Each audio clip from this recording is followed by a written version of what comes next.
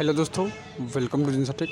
दोस्तों स्वागत है आपके अपने यूट्यूब चैनल जिनसा टेक पे। दोस्तों आज की वीडियो मत करेंगे उत्तर प्रदेश की बहुचर्चित शिक्षक भर्ती 69,000 शिक्षक भर्ती के संबंध में। उत्तर प्रदेश की 69,000 शिक्षक भर्ती में आज 68 विषय पर हाईकोर्ट की लखनऊ खंडपीठ में माननीय ओम प्रकाश शुक्ला सर की बेंच में सुनवाई लगी थी और सुनवाई नियत समय पर चालू हो गई।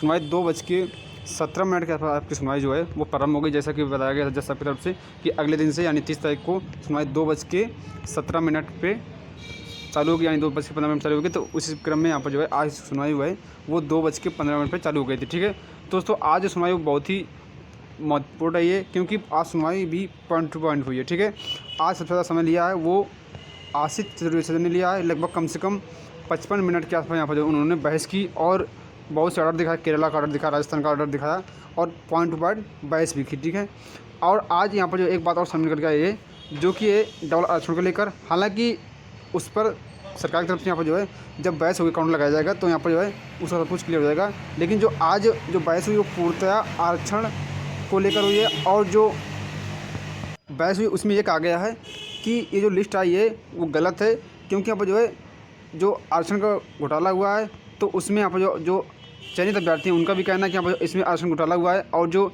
जनक के अभ्यर्थी हैं उनका भी कहना है कि यहाँ पर जो आरक्षण का घोटाला हुआ है। इसलिए यहाँ पर जो है ये भर्ती ऑलरेडी पूर्ण हो चुकी है, इसलिए अब इस पर जो नई लिस्ट जारी की गई उसका कुछ भी मतलब नहीं होता है, क्योंकि भर्ती प्रक्रिया ऑलरेडी पूरी हो चुकी है। ऐसा जनरल के अभ्यर्थियों को कहना था, जनरल के वकीलों को कहना था। ठीक है, और उन्होंने तमाम ऑर्डर भी दिखाए थे। इसके बाद चंद्र सर आए और उन्होंने अपना पक्ष रखना चाहा, लेकिन यहाँ पर जो उनका अपोज किया गया।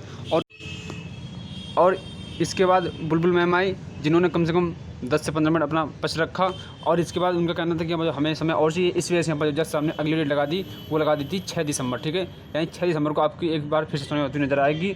लेकिन आज जो सुनवाई हुई बहुत ही महत्वपूर्ण रही है, क्योंकि लगभग 1 से 1.5 घंटे आपकी सुनवाई चली है। ठीक है, अगर इसी पर सुनवाई होती है तो दोस्तों यहाँ पर जो है 6 तारीख को आपको ऑर्डर रिजल्ट होने की पूरी संभावना। हालांकि आज ऑर्डर रिजल्ट होने की संभावना थी लेकिन ऐसा नहीं हो सका।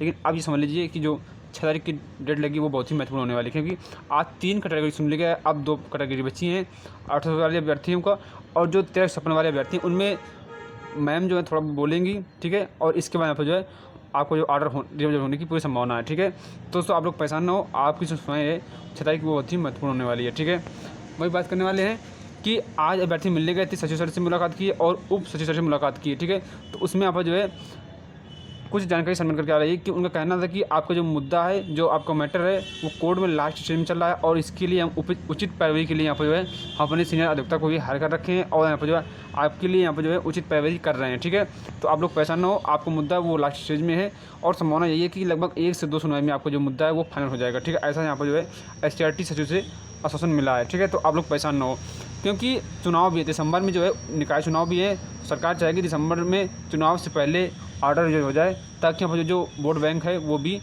उनके पक्ष में आ सके। ठीक है, तो आप लोग परेशान ना हो, निकाय चुनाव से पहले आपका ऑर्डर है वो रिजल्ट होने की पूरी संभावना है।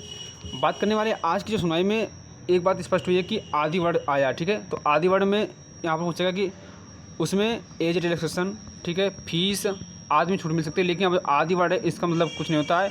इसका मतलब सिर्फ और सिर्फ है कि फीस में छूट मिल सकती है, एज में छूट मिल सकती है और तमाम चीज़ें मिल सकती है। लेकिन यहाँ पर जो है जो मार्क्स है उस पर छूट नहीं मिल सकती, क्योंकि हाई स्कूल इंटर तमाम उसमें जिक्र किया गया है कि उनके जो मार्क्स होते हैं वो सेम होते हैं।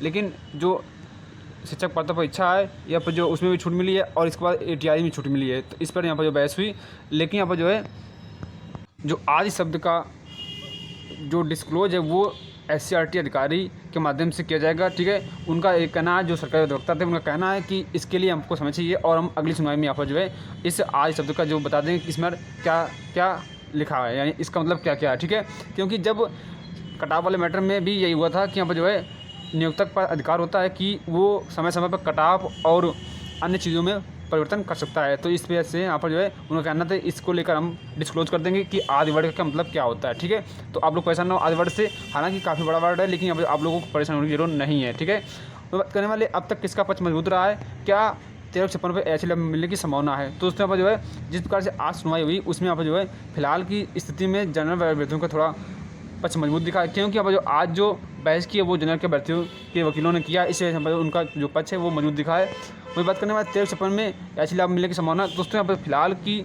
दशा और दिशा देखते हुए HL मिलने की संभावना थोड़ी सी बन सकती है, लेकिन यहाँ पर जो है ये कोर्ट के ऊपर डिपेंड करेगा कि इस पर याचिका मिलना चाहिए कि नहीं मिलना चाहिए, क्योंकि यहाँ पर जो है ये मुद्दा वो है, वो संवैधानिक मुद्दा है, आचरण वाला मुद्दा, इसलिए यहाँ पर जो है याचिका मिलने की संभावना थोड़ी सी कम है। बाकी कोर्ट का निर्णय सबके लिए मान होगा।